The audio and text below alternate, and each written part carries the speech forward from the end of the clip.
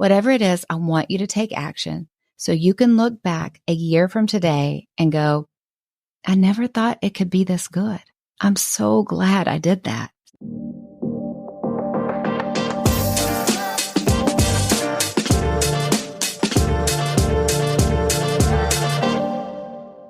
Let's talk about how I got my life together. Now, this may sound like a crazy thing to talk about because I've written books for the last 10 years on how to get different parts of your life together. I have been on this podcast for 6 years talking about here strategies to get your life together. My career of coaching is telling people how to get their life and their business together. What am I talking about? Well, nobody's perfect. I want to tell you a story, and I'm not sure if I told this story here. I know I talked about it in one of the books, but when I was the most burnt out in my whole life, it's January of 2021. The pandemic is still raging. No one knows exactly what's going on there. Everyone's still kind of crazy from staying home or forced to stay home or just life being upside down. As you know, my husband battles with a pretty serious chronic illness. He wasn't doing well, which isn't unusual, but 2 of my boys had really hit rock bottom with their battle against migraines. Both of them spent a couple of months in their room. They were in so much pain. I write about this phase in Remaining You While Raising Them, and it was so difficult for me to read the audiobook that I had to have a therapist help me practice to be able to read that story. If you listen to the audiobook of Remaining You While Raising Them, you will hear me fighting back tears as I just get through a couple of pages of text. Super painful. I'm not going to rehash it right now. But I wanted to paint the picture really quickly of a time in my life when I was burnt out, when I was fried to a crisp, and I didn't know what to do next. I had lost all excitement for life, excitement for work. I just felt like I didn't have anything else to give. And one day I was in my office praying and I said, Lord, just tell me, what do you want me to do? Help me. And let me preface this by saying 99.999% of the time when I ask for a word from the Lord like this, He does not speak to my spirit clearly. I tell these stories freely, but I don't want to set the expectation that I'm always hearing anything, okay? I want to preface this story with this. So I'm saying, help me. What do you want me to do? And here's the thing. On this day, in this moment, He was so gracious. And in my spirit, I heard clear as day the words, get help. And you know how sometimes when He gives you a word in your spirit, it will just illuminate the context magically and you'll know what He's talking about? Like when you couldn't even put it into words, you know in your spirit what He's talking about.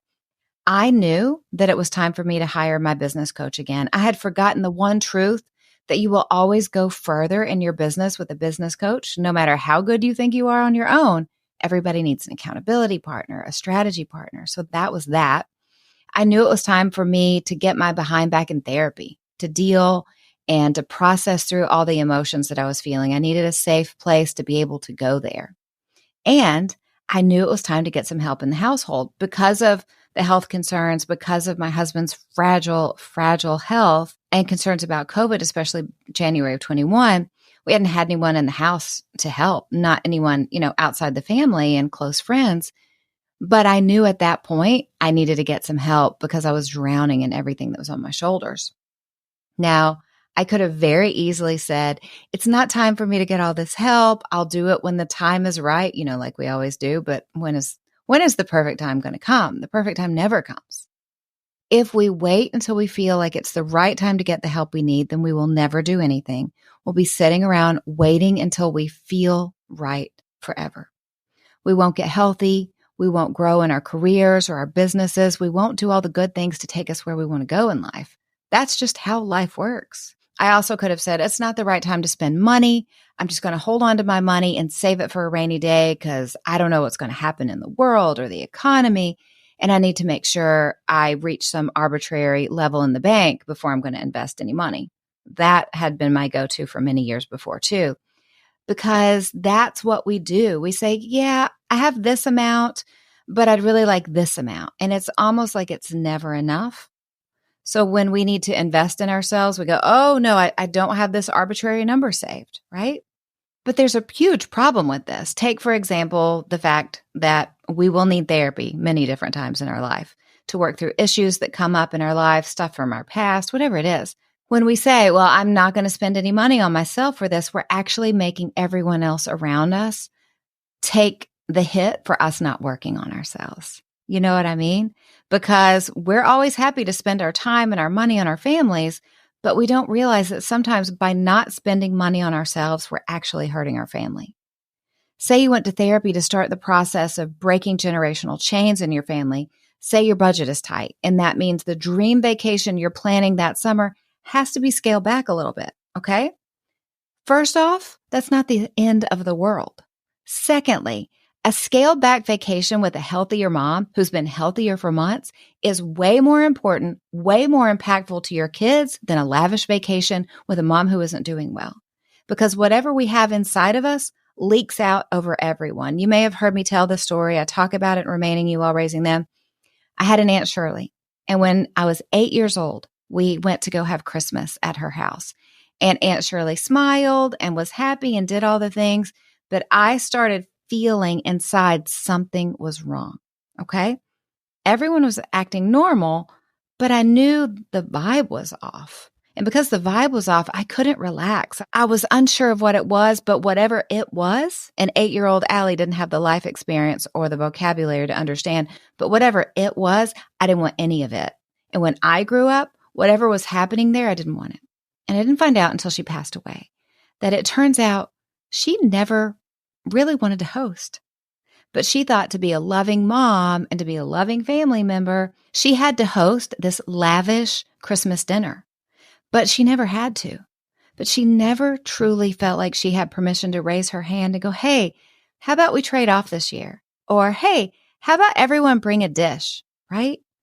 Because she felt like it was her responsibility. And over the years, that responsibility that she put on her own shoulders and not giving herself permission to ask for what she needed, she became resentful. And over the years, she became bitter. Now, what started as doing something out of love and trying to do the right thing and trying to love her family well became something that turned into a low level of bitterness that everyone felt around her. So just because we think, oh, I don't have to take care of myself, I'm going to be fine, nobody will notice, they notice. Whatever's going on inside of us leaks out over our family. Now, what about in terms of coaching? For me, it was business coaching. I've had coaching before, and gosh, if I'm going to be honest, I'm always honest with you. I just kind of believe my own hype saying, what's anyone else going to teach me that I can't do on my own? I mean, I've been at this for 16 years, right? And in some sense, that's true. There aren't many coaches out there who've been doing anything longer than me, but what am I going to learn from somebody who's only been in business 5 or 10 years? I'm not going to learn anything from them. But it was having a business coach in the beginning that got me where I am. And it was picking back up with a business coach who has actually been at it way longer than I have, who's helped push me further than I could have gone on my own. Because the truth is, a business coach will help you make more money, help you hit your goals faster, and make sure that your work-life balance is in check and you're taking care of yourself, right? It's a creative partner. It's someone who's going to be able to make sure you are going where you want to go. So if you've been thinking about getting a coach, but you worry about the expense of it, I want to tell you that you will make so much more money with a coach than without a coach, right? It is the best business expense you'll ever have. Take it from the girl with too big of an ego who the Lord had to remind that I needed help. The third thing that the Lord showed me I needed help with getting my life together was help around the house. I hear from so many of my clients who are very successful business owners or executives, the guilt they carry for having household help, whether it's a housekeeper or a college student that comes in to prep meals on a Sunday afternoon for the week, or a house manager who's helping with lots of different things. I think for so many of us as women, we have this concept that we should have 100 hours in the day and we should have unlimited energy and we should just work and work and work and literally fry ourselves to a crisp and then get mad at ourselves that we're burnt. That's what happens. But the truth is we need to identify what's our best use of time. You can chop vegetables for 3 hours on a Sunday if and only if that relaxes you and that's your version of a Sabbath. That works, right? If that builds you up. You can clean the house for 6 hours on a Saturday if that fills you up and doesn't leave you exhausted. So if this is something you love to do, if you're one of those people who's like, turn me loose on the bathroom, It is going to glitter and shine. I'm going to listen to my favorite podcast. I hope this podcast. And you feel like a beast after, and you are so happy and refreshed. Do it. But if you're like me and you don't feel like that's your best use of your time, don't do it. I am not the woman whose highest use of her time is organizing and cleaning, right? I don't feel guilt that I'm not doing that. And how gracious was the Lord that day to remind me of everything, that I'm not the woman that needs to do it all. That's not my job. The smartest thing that I can do with my business and my health and my emotional health is make sure that I have help in my household. And to act like I don't is nonsense. So that's it. These 3 things. That's how I got my life back together. That's how I started healing from burnout. Now, we're going to talk a lot about burnout in the coming months. I have so much to share with you, so much that I've learned. But for now, I just want to share my story of a moment between the Lord and I in January 2021, because I think it could be a message for you. I think that you may be listening to this and something is stirring in your spirit and you're thinking, oh, that resonates. I need to get help in this area. What I learned is that it is pride and fear that keeps us from getting the help we need. Pride says, I can do this on my own. And fear says, I don't want to spend any money because what if it goes bad? Pride says, what is someone going to teach me that I can't learn from YouTube videos on my own? Now, side note, don't get me started down that path. That path is a mess of wasted time. But fear says, what if I invest in myself and it doesn't work out perfectly, right? Pride and fear keep us from obeying the call that God has for us to get some help so we can do all the things that He has called us to do. And if this is a word from you, I want to hear loud and clear. I want you to pray into it. I want you to pray into God with what's your next step. Sometimes He'll put something in your spirit. Sometimes He'll just bring opportunities to you, right? What is that thing that you need help with? Because nobody's walking around not needing help. Maybe for you, it's getting a health coach so you can feel good again. Maybe it's a business coach to help you with your business or your role in the company. Maybe it's a therapist to help you work through that issue that you keep pretending isn't there, right? Maybe it's a local college student who comes in a few hours a week and does the laundry and meal preps and tidies up for you. I want you to pray about the help you need and then make a commitment that in the next 7 days, you're going to reach out and start investing in yourself. Because remember, an investment in you benefits everyone around you. I say it all the time. I'm a broken record. I know, right? That's it. Give me 7 days. Once you pray, or maybe you know right now what it is, but once you get the thing, oh, I need help with this, within 7 days, reach out, start that process of investing in you, start that process of getting the help you need. If you do that in a month, you're going to see great progress. In 3 months, you're going to begin to feel like a new person. And a year from now, you can mark it down on your calendar as the 1-year anniversary that you decided to get help. Life will look so different. One of my favorite things that I like to do on coaching calls with my clients is look back on their successes since we've been working together, whether it's a promotion at work, doubling their income or their business, or finally having work-life balance, getting rid of people on the team that needed to be let go and replacing them with amazing team members, whatever it is. It is such a great moment to do at least once a year when we can look back and celebrate all the progress. And those clients of mine can celebrate the progress because they woke up one day and said, I need some help. I deserve to have somebody help me with this. I'm tired of doing this alone. I want to work with someone who's done what I want to do.